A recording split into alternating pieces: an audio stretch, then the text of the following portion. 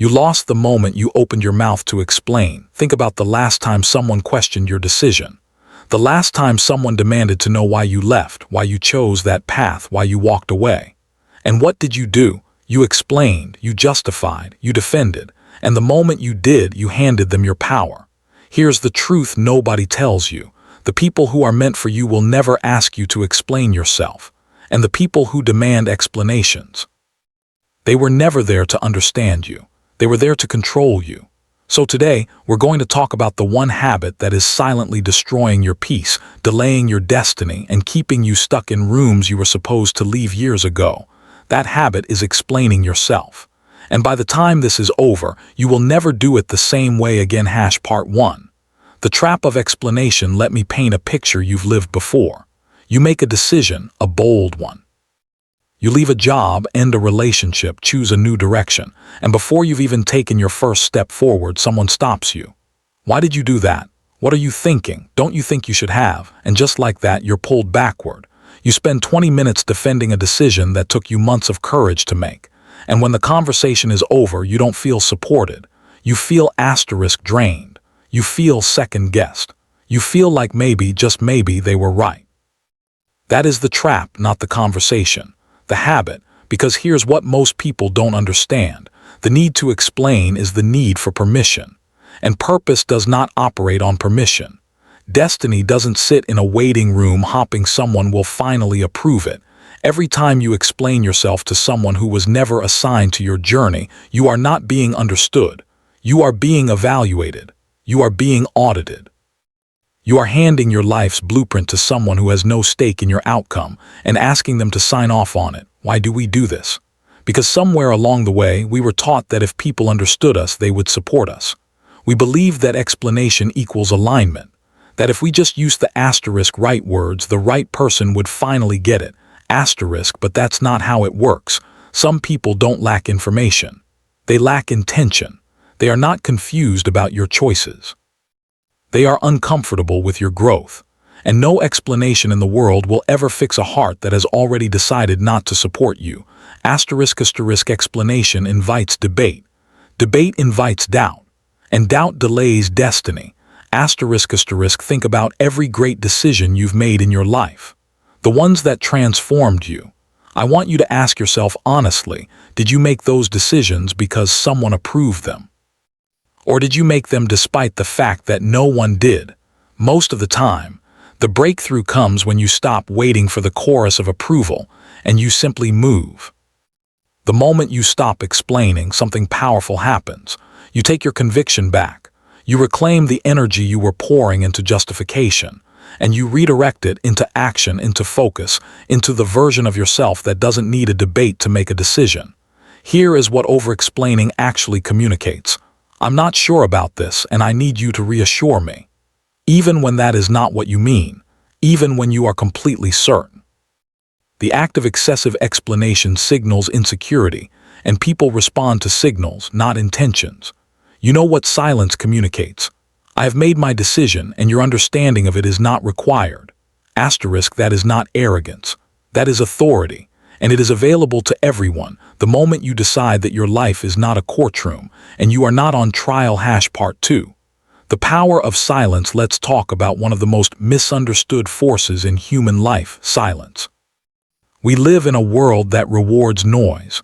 We are told to speak up, speak out, make your case, defend your position. And so silence feels like surrender. Silence feels like losing. Silence feels like weakness dressed up in nothing. But the wisest people in history understood something that the loudest voices never did. Silence is not the absence of power. It is the highest form of it. When you remain silent in the face of criticism, you deny your critics the fuel they need to keep the fire burning. Every time you respond, you add oxygen. Every time you explain, you give them more material to dissect, more words to twist, more reasons to keep the argument alive. But silence starves the argument. Think about it practically. Someone accuses you of something, a wrong choice, a bad decision, a misguided direction. You have two options. Option 1, you explain, you give reasons. They challenge the reasons. You defend the reasons. They find holes. You patch the holes. An hour later, you are exhausted and nothing has changed except now you feel worse than when you started. Option 2. You say nothing. You simply look at them. Which one of those scenarios leaves you with more power? Which one leaves you with more peace? Silence confuses critics. It strengthens conviction. And it communicates something that no explanation can, that your sense of self does not depend on their approval. Now, this is important. Silence is not about being passive. It is not about being cold. It is a strategic discipline. It is the intentional withholding of your energy from places that are not worthy of it. The seed does not explain itself before it grows. It simply goes underground in silence, in darkness, unseen and unknown, and it does its work. And when it breaks through the surface, no one asks for an explanation. The evidence speaks for itself. Your greatest seasons of growth will often be your quietest. Not because nothing is happening, but because everything is happening below the surface, where critics can't see it and doubt can't touch it. Silence disciplines your emotions. When something happens that would normally trigger a reaction, the practice of choosing silence forces you to pause, to breathe, to decide what is worth your energy and what is not. That discipline, that pause between stimulus and response, is where wisdom lives, and here is the secret that most people never discover. Silence is not something you endure. It is something you master. When you master it, you master yourself. And when you master yourself, no one else can control you. People may be unsettled by your silence. They may try to provoke a reaction. They may push harder for an explanation simply because they can't handle the fact that you don't feel the need to give one. Let them be unsettled. Their discomfort is proof that your silence is working. Part 3. Discernment. Knowing who deserves access. Here's a question nobody wants to sit with. Why do you keep giving access to people who keep costing you? We talk a lot about letting people in, building community, being vulnerable, staying connected. And all of that is true and valuable. But what we don't talk about enough is discernment. The ability to read energy. The wisdom to know who is safe and who is simply skilled at appearing safe. Not everyone who asks about your plans is excited about your plans.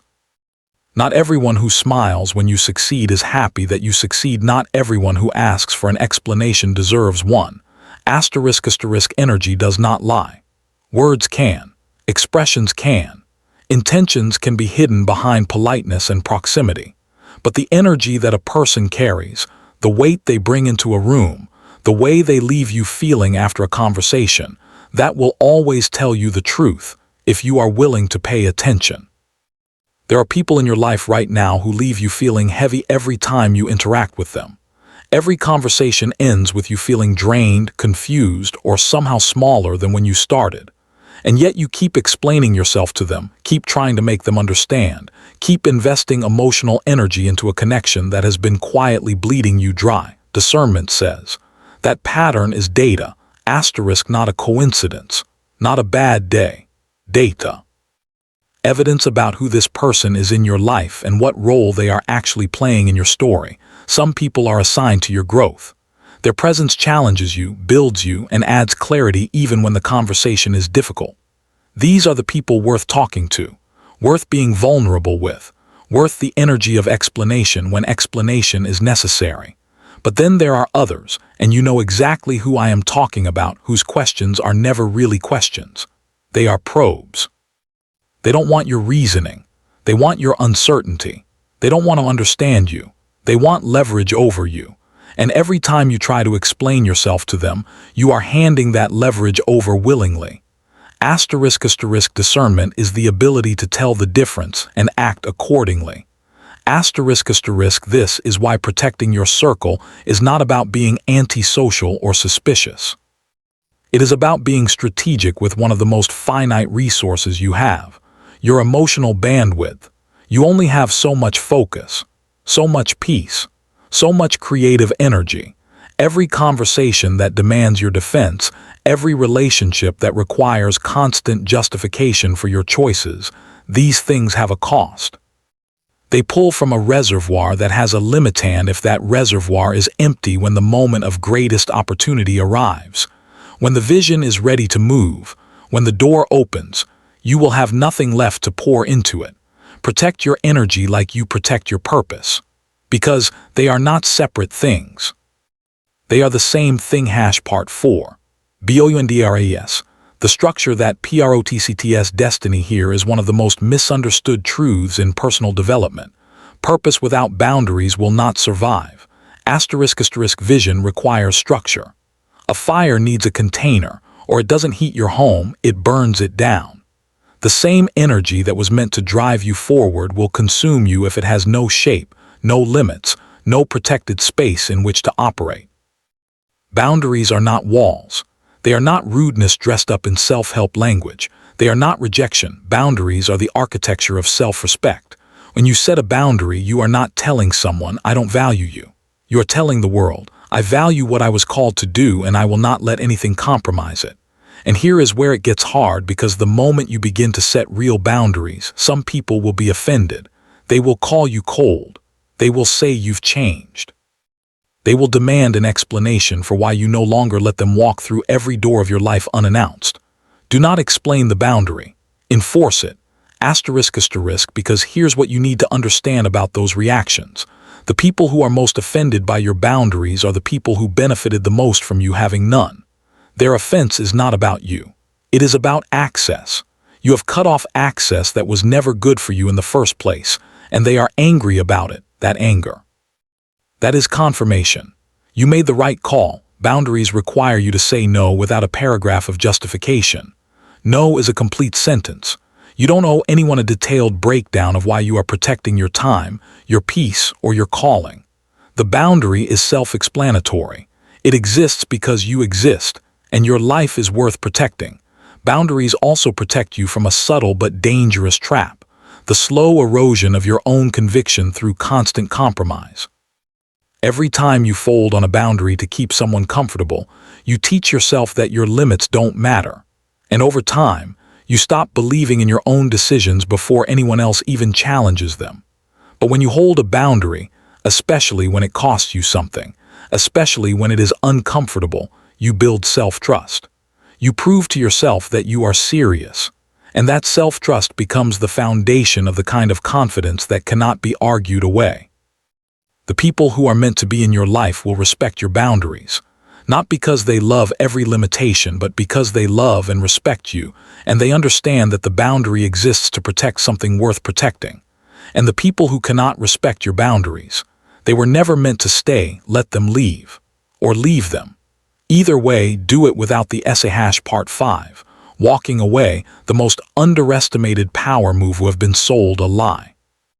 The lie is this, that walking away is giving up, that the strong person stays, fights, argues their case, and proves themselves in the arena. Walking away, we've been told, is what people do when they lose. But let me tell you what actually happens when you walk away without warning, without explanation, without drama. You communicate something so powerful that no speech could replicate it. You communicate, my peace is not negotiable. My purpose is not up for debate. And I do not require your understanding to move forward. That is not weakness. That is the highest form of strength. Think about the situations in your life that drain you most. The conversations that go in circles. The relationships where you find yourself constantly defending your worth. The environments where your presence is tolerated but your growth is resented. What is keeping you there in most cases? It is not necessity. It is the belief that if you stay long enough, explain clearly enough, show up consistently enough, they will finally get it. They will finally see you. They will finally support you. But that moment never comes. Because it was never coming. Some people are not equipped to celebrate you. Not because of anything wrong with you, but because they are not assigned to your chapter. And no amount of explanation will change that assignment. Walking away at the right time is not abandonment. It is alignment. It creates space. It clears the noise. It removes the drain from your reservoir and opens up bandwidth for what was actually meant for you. The right conversations, the right connections, the right opportunities, they cannot find you when you are sitting in rooms where they don't belong. Walking away also teaches. It sets a standard. It communicates to everyone watching, including yourself, that you know your worth and you will not remain where it is not recognized. There is a critical distinction to understand here. There is a difference between quitting and releasing. Asterisk quitting is giving up on yourself. Releasing is letting go of what was never meant to stay. Asterisk when you release a relationship that was draining you, you are not failing. You are being faithful to something greater. When you walk away from an argument that would have stolen 3 hours and your peace for the rest of the week, you are not losing the battle. You are winning the war. Wisdom is knowing the difference. And wisdom is knowing when to stop fighting to stay in a room you were never meant to be in and simply walk out, without warning, without an announcement, without the press release that explains every reason why. Just move. Part 6. Action over words, the proof that cannot be argued. Let me ask you something. When you think about the people in your life you respect most, the ones whose opinion genuinely carries weight with you, is it because of what they said? Or is it because of what they built? In almost every case, it's the second one. We respect the person who bet on themselves when nobody else did, and won. We respect the one who stayed quiet when everyone expected them to break and kept building.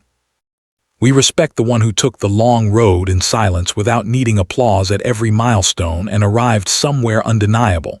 Action is the only argument that cannot be countered. You can debate words. You can dismiss explanations. You can find fault in reasoning. But results are not subject to interpretation. The house was built or it wasn't. The business survived or it didn't. The life was transformed or it wasn't. The fruit either exists or it doesn't. When you choose action over explanation, you make a fundamental shift in your operating system. You stop being reactive, constantly responding to what people think, say, or expect, and you become generative. You start producing, creating, building, and the output of that process becomes the evidence that no critic can honestly deny. This does not mean you become robotic or disconnected. It means you stop allowing the noise of other people's opinions to set the agenda for where your energy goes. You reclaim the hours you were spending justifying yourself, and you invest them in something that will speak for itself long after the debate has ended. There is also a deeper shift that happens when you commit to action over words. You stop needing reassurance at every step. You develop trust in your own process. You learn to read internal metrics, your conviction, your growth, your peace, instead of constantly outsourcing your confidence to the reactions of others. That is where real momentum lives. Not in the validation, in the work. Let your consistency be your argument. Let your discipline be your defense. Let your growth be the loudest response to every person who ever told you it couldn't be done. Because when the fruit shows up, no one will ask for your explanation. They will simply look at what you built and know. Part 7. Commanding respect without begging for it. Here is a truth that will save you years of frustration. You cannot argue your way into being respected. You can make your case. You can present your evidence. You can explain with perfect logic and flawless articulation. And none of it will manufacture the genuine respect of someone who has decided not to give it. Because real respect is not given in response to arguments. It is given in response to presence, discipline, and consistency. It is earned by what you demonstrate over time, not what you declare in the moment. When you constantly explain yourself, you appear desperate for understanding. And desperation, no matter how well it is dressed up, repels respect. People sense it. They may not be able to name it, but they can feel it. And they respond accordingly. But when you stand in your decisions without defending them, something shifts. When you enforce your boundaries without lengthy justification. When you walk away from disrespect without making a speech about why you're walking away. When you move forward with your vision even when no one has signed off on it, people notice. Not always immediately, not always loudly, but they notice. And over time, the cumulative effect of that kind of self-possessed, unshakable consistency produces something no argument ever could: genuine, lasting respect. You want people to take you seriously. Stop asking them to. Start making it impossible for them not to. Stop announcing your worth. Start demonstrating it. Stop defending your choices. Start living them out with such consistency and conviction that no one can honestly look at your life and say you don't mean what you do. Respect is commanded, not demanded. And it is commanded through the quiet, daily discipline of someone who knows exactly who they are and doesn't require the world's permission to keep being it. Part 8. Divine alignment. Trusting the process you can't fully see. There are moments in every person's journey where the path stops making visible sense. You have made your decisions. You have drawn your boundaries.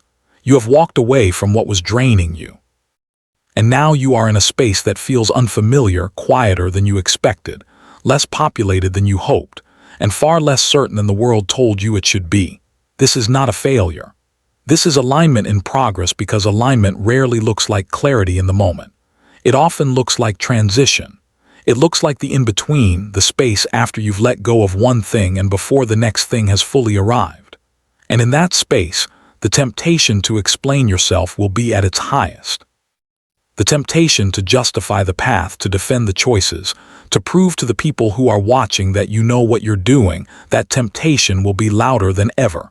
Resist it. Because that quiet, uncertain, in-between space is exactly where the recalibration happens. It is where you shed what no longer belongs, where you hear things that the noise was drowning out, where you are being repositioned, not punished, for the next chapter. Divine alignment is the assurance that when you stop explaining and start trusting, life begins to position you exactly where you belong. The doors that closed were not rejections. They were redirections. The relationships that ended were not losses. They were releases, pruning, not punishment. The silence you've kept, the boundaries you've set, the explanations you've withheld, these are not acts of arrogance. They are acts of obedience. Obedience to something larger than the approval of your immediate circle. When you are in alignment, you stop being afraid of misunderstanding. You stop chasing closed doors. You stop explaining your detours to people who were never on your route. You simply trust that the next door will open. And it will open at exactly the right time. Not because you argued for it, not because you explained why you deserved it, but because you were faithful enough to stay in motion when everything in you wanted to stop and justify the journey. That is the reward of alignment. Freedom from the need to be understood by everyone, and the joy of being understood by the right ones. Final call. Your life is the message. Let me bring this home. Everything we have talked about today comes down to one central truth. Your life is not a debate. It is a declaration. A declaration does not require debate. It does not pause for objections. It does not soften itself for the comfort of those who would prefer it didn't exist. It simply is clear, bold, and unapologetic. You are not placed on this earth to spend your best years in the exhausting cycle of explaining, justifying, and defending every step of your journey to people who were never meant to walk it with you. You were placed here to fulfill something specific, something that carries your name, your gifts, your particular combination of experience and fire and vision. And that thing, that purpose, does not wait for a committee to vote on it. It does not require consensus. It requires your obedience. So here is what I need you to take from today. Not a list of strategies, not a collection of tips, a decision, a fundamental, identity-level decision about how you are going to move through the rest of your life. Stop explaining yourself to people who were never assigned to understand you. Stop waiting for the approval of voices that were never meant to have authority over your path. Stop pouring your emotional energy into debates that produce no fruit and cost you peace that should have been invested in growth. Choose silence over argument. Not because you have nothing to say, but because your actions will say it better. Choose action over justification. Not because you are above accountability, but because results speak a language that doubt cannot dismiss. Choose boundaries over access. Not because you are closed off, but because what you are building is too valuable to be left unguarded. Choose to walk away without warning when the room no longer serves your calling. Not out of pride, but out of precision. You are being precise about where your life energy goes. And choose every single day to trust that the path you are on, even when it is unclear, even when it is lonely, even when it makes no sense to the people watching from the outside, is taking you exactly where you need to go. Because here is the final truth. The people who were meant to be in your story will not require an explanation. They will recognize you. They will meet you in purpose. They will celebrate the fruit without needing a breakdown of the planting process. And the people who demand the breakdown, they were never meant for your harvest. So stop explaining yourself. Walk away without warning. Let your silence speak volumes. Let your actions prove what words never could. And let your life, this extraordinary, unrepeatable, purpose-filled life, be the loudest, clearest, most undeniable testimony of all.